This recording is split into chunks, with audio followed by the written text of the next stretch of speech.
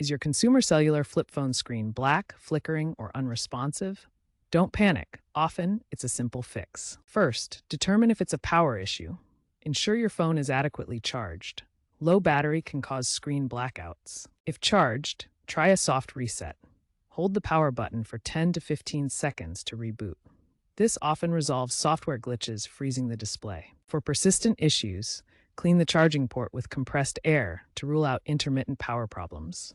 If a soft reset doesn't work, consider a hard reset, factory reset, as a last resort.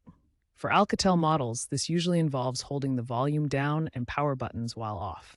Remember, a hard reset erases all data, so proceed with caution and only if other methods fail. According to iFixit, resets solve 70% of software-related issues, so this should be your first try. If basic troubleshooting fails, the problem might be hardware-related.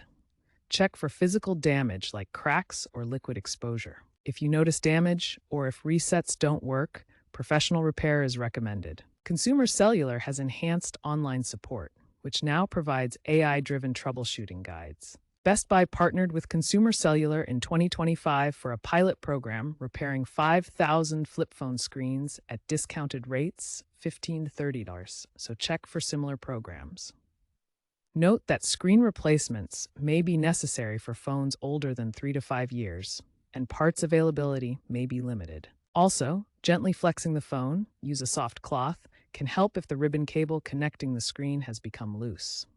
For Kyocera Durex V models, recalibrating the screen via the settings menu under Display, Calibrate sometimes resolves issues.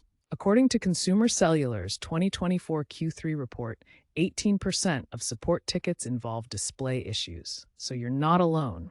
Knowing when to try a reset and when to seek professional help can extend your phone's life and prevent further damage.